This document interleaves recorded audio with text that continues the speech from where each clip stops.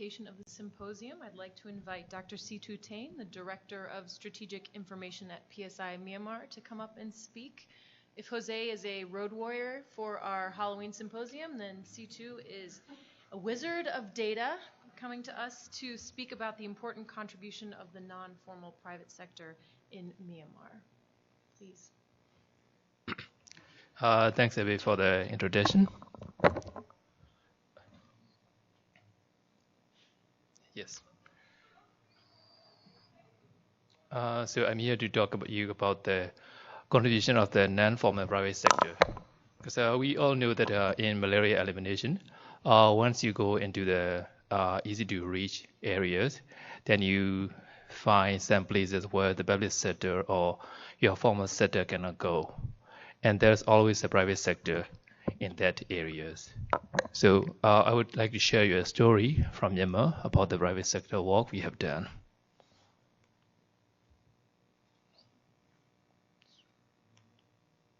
Where's it going?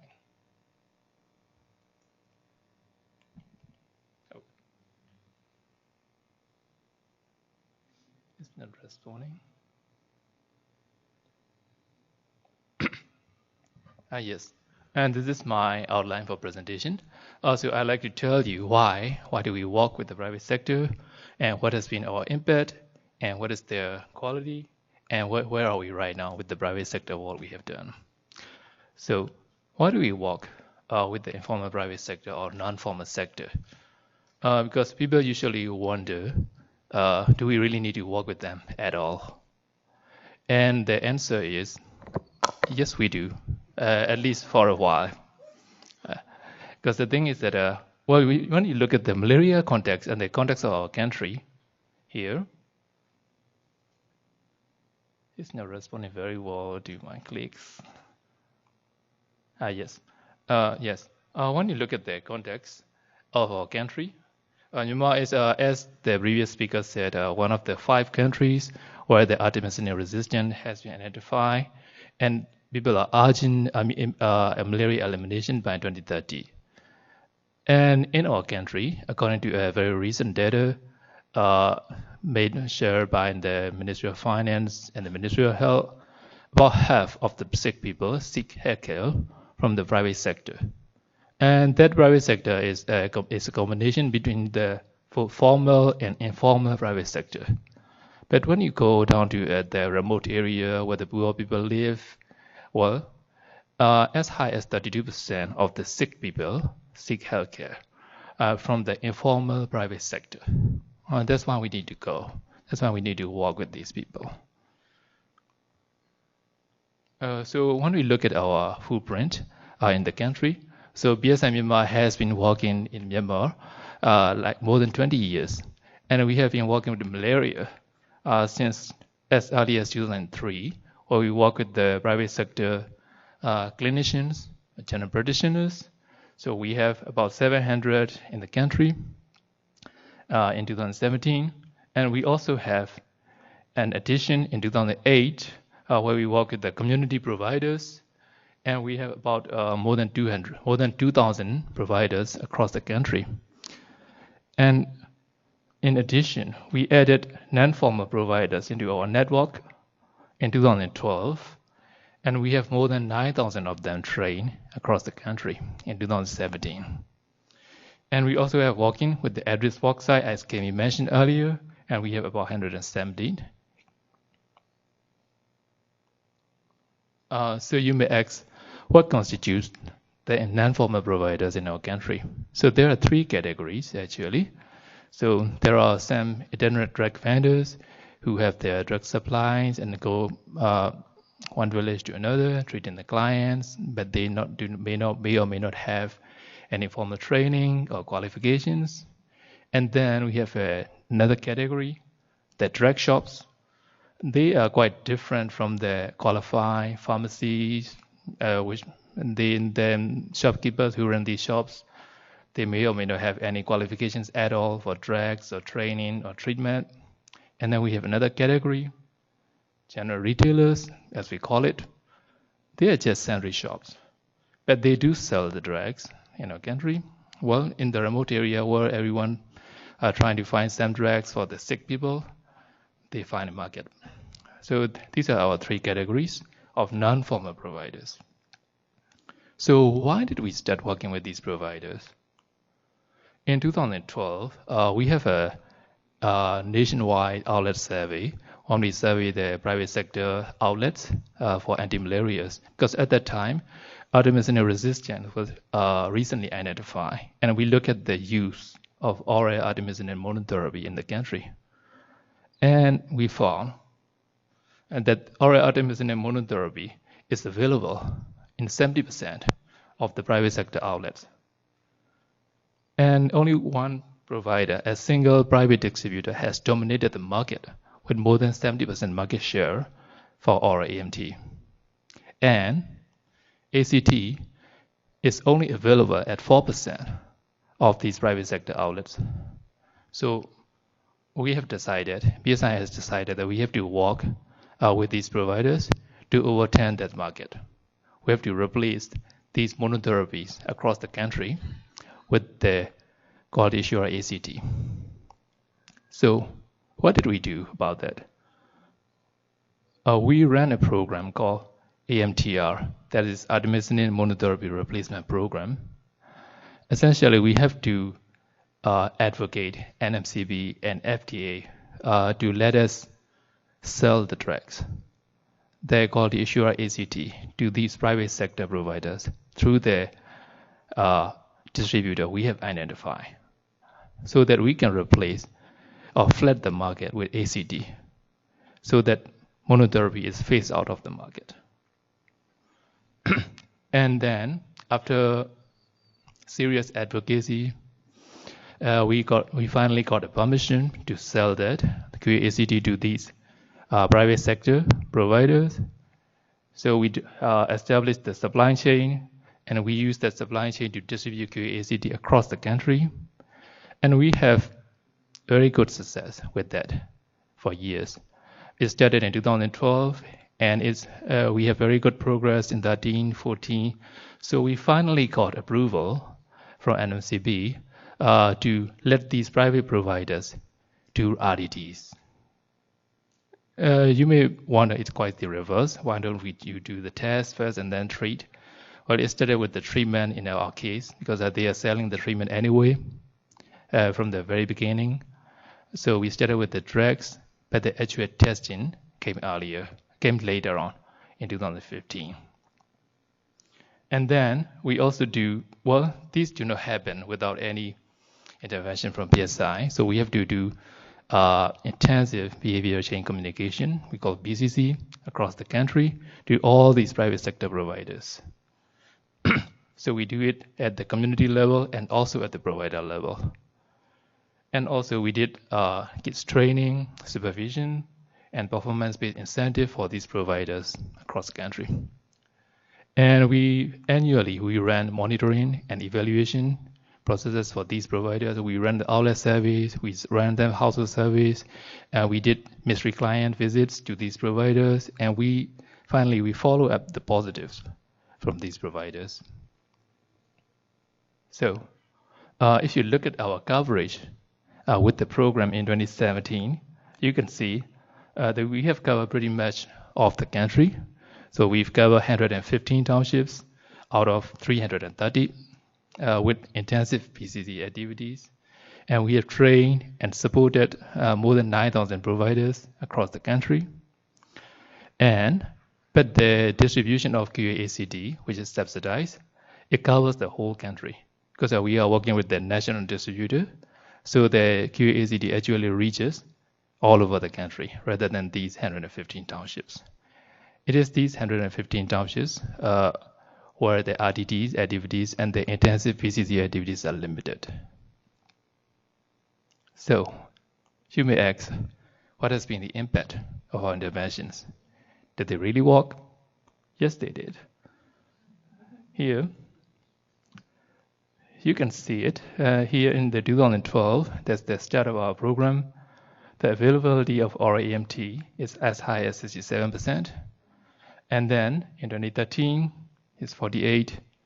It's dropped quite a lot in 2014 into 10%. I think it's an anomaly in the data, but you can see the gradual drop in availability of the monotherapy across the country.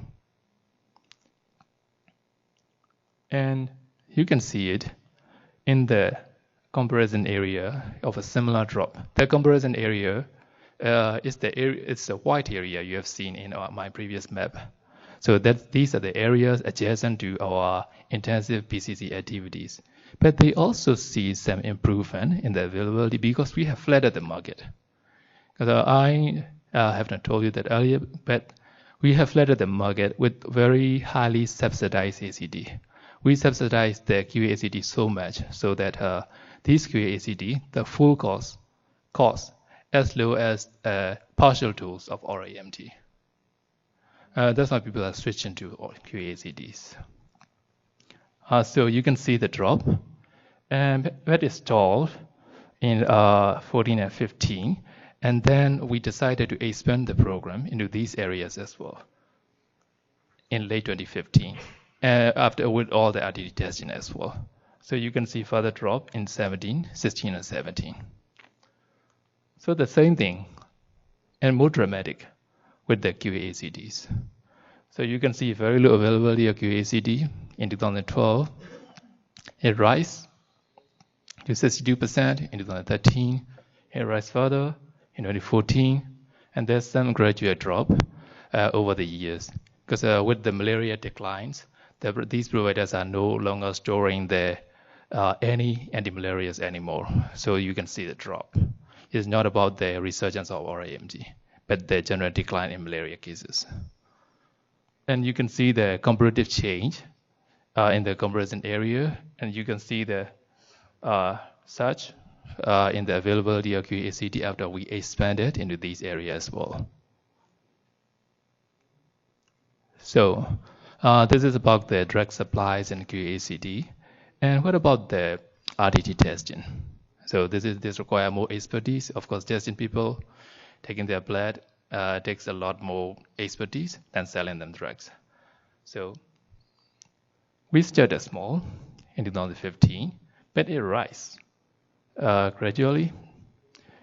And then they did a lot of testing in 2016 and also in 2017. So these provider has tested more than 770,000 cases in all over these years, and identify more than 13,000 cases over these years. So that's substantial. So they have contributed to the national caseload.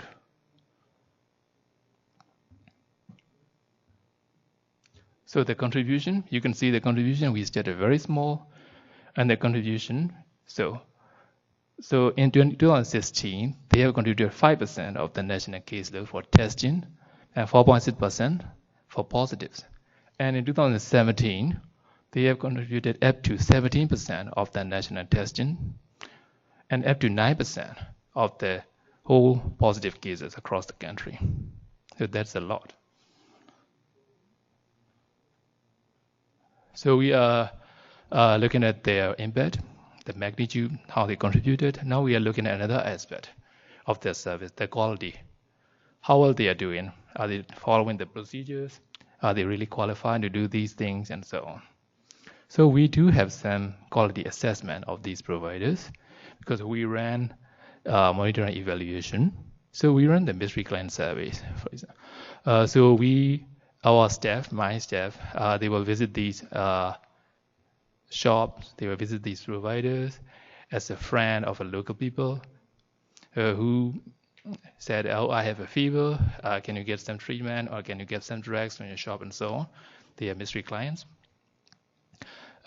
So we look, how do these providers treat these mystery clients? So you can see, not all the I have to say, not all the providers test all these mystery clients, of course, but when they do, more than 85% of these providers correctly follow the procedures. You may ask, how do we know that? Because we have our staff accompanying the mystery client He's looking, observing the steps, and recording these steps in his mind. And then he has a little checklist later on that he fill in. That's how we know. So we have more than 85% following the procedures. And what's more important, they don't give anti-malarials anymore to the negative cases because now they know how to test.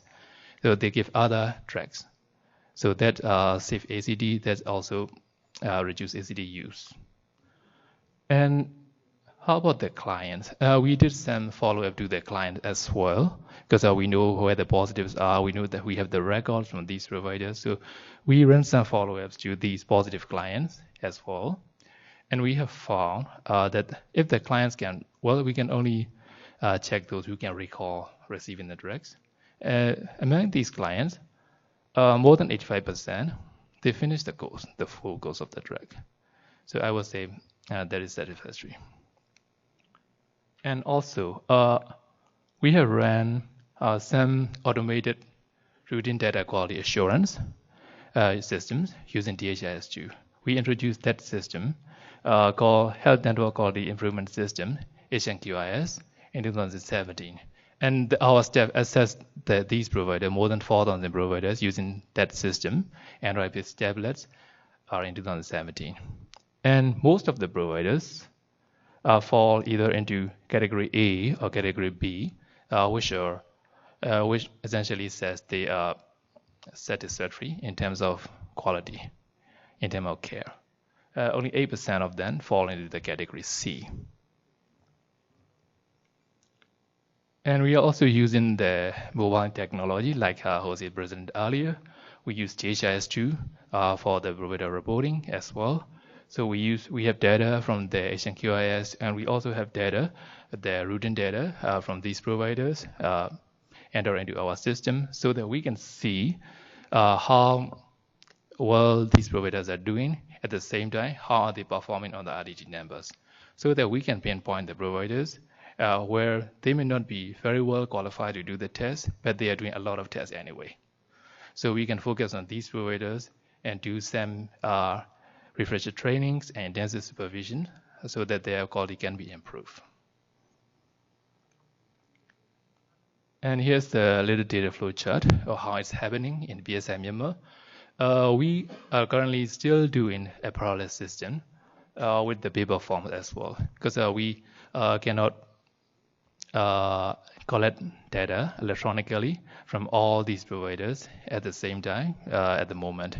We still have the paper-based form, but we also have the Android-based data collection, where we combine them into DHIS2 database, and we use them at PSI. We send them to Ministry of Health.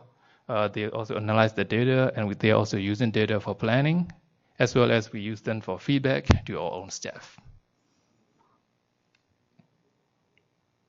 So where are we now at the moment? So we are.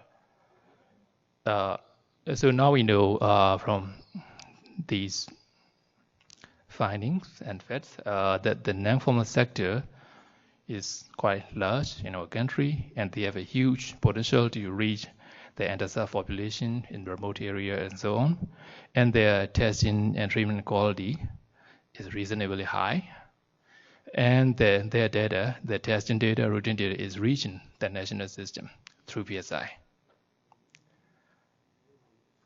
But this is bad. We have to drop the coverage in 2018. That's why I'm showing you all the data up to 2017, because we have to drop the coverage due to various reasons, mostly financial, in 2018. So you can see the drop in coverage. So we have to drop the coverage more than half. So previously we have 115 townships, 9,000 providers, and now we have 56 townships. So that's half. And we have less than half of the providers, nearly 4,000. But when you look at the data, the comparison data, for January to August 2017, they tested about 600,000 cases. But in 18, they tested nearly 400,000 cases and identified 5,500 cases. And in 17, 7,000 cases. So, so while we have to drop a lot of areas and a lot of providers, we made the drop as efficient as possible. We kept the providers where they are performing well. We're trying to choose the locations where it is most cost efficient, and we made the drop inevitably. But we have to make it as efficient as possible. So what have we learned from these interaction and working with these private sector providers is that they can increase the access to services for the communities that may not be reached by any other means, like remote and distant areas, where the people are so poor and they may not be able to go to formal sector, or even for the former private sector, they may not be able to go. And with the right support, the non-formal sector is capable of doing quality testing, treating, and reporting. And at the same time, you may ask, what are the challenges? Well, I will not say that we don't have any challenges at all. We do. But the thing is that the challenges working with the non-formal sector, these providers, is very similar with working with other sectors of volunteers and so on. You will have challenges in logistics, training, reaching them, maintaining them, supervision them, and so on. But these are all the same, and they can be overcome. And last but not the least, engaging NMCP and all the stakeholders throughout the process is critical and essential. Without their involvement, we won't be here by any means. So this is the end of my presentation, and thank you all for your attention. And here's our little flex. If you want to reach further and learn more about PSI, and that is my email address. Thank you all.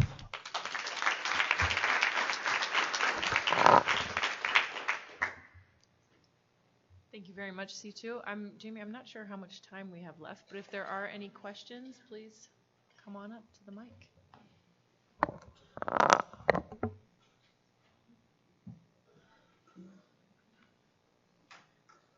Okay. Hello. Thank you for the presentation. My name is Edwin Simple from Nigeria. I wanted to know, this intervention, was it nationwide? If it was nationwide, did you pilot it? If you piloted, were there challenges that you had to work on later after the pilot? Can you please repeat the question? Yeah. The intervention, was it nationwide? If it was nationwide, did you pilot it first? If you piloted, was it easily accepted by the non-formal providers? And also, was there any challenges you faced with them that you later worked on?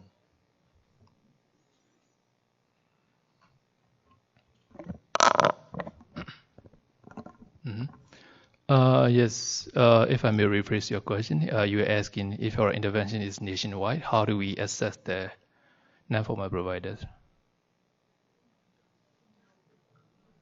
Was it piloted first? Or did you just introduce it nationwide and it was accepted?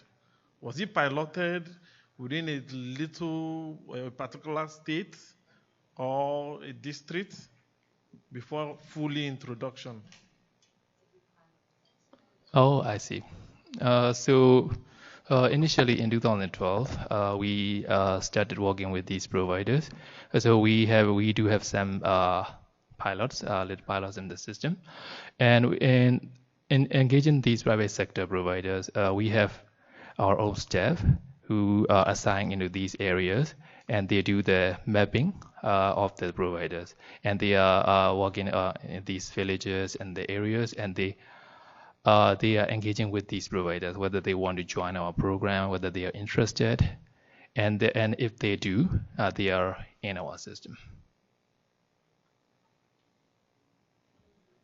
Hey, I'm wondering if you could tell us more about the QAACT subsidy and kind of sustainability plan of it. So once the coverage is starting to decrease, will that stay in place still? And then also the reporting, data collection reporting in the areas that aren't under your coverage anymore.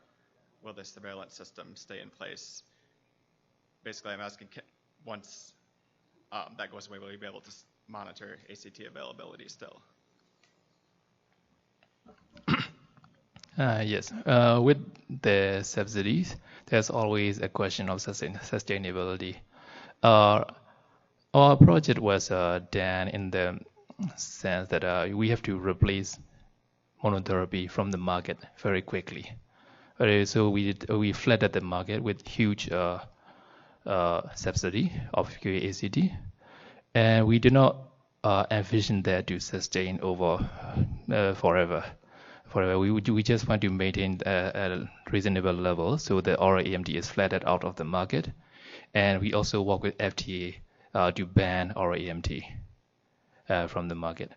So the subsidy is still present up until now, but we are looking for ways to maintain the level of subsidy over in the future as well. But the subsidy is going down actually because the need for QACT is going on at the moment.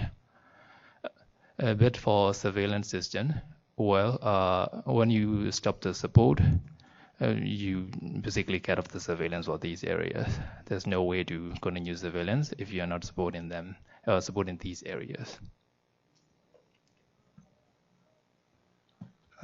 Great. Yeah, maybe one more quick. Yep. Hi, thanks for the presentation. So one question is, you mentioned that most of the providers used an RDT. Do you remember what percentage of them didn't, and was there any reason why they weren't using RDTs even though those were distributed for free? Or you are asking why they did not use, did not test, right, with RDTs? Well, they may have a lot of reasons. The thing is that not everyone with fever has malaria. That's one of the reasons. And also, doing RDTs takes time and effort and so on.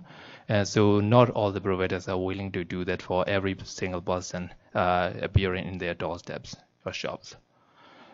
So while we encourage all of them to test all the people with fever for malaria, well, actually, I have a poster around that today, because the thing is that while they see a lot of negatives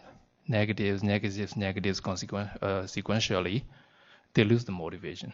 I have seen that those with zero positives in their reports are half as likely to test mystery clients when they show up. Great. Thanks, Situ.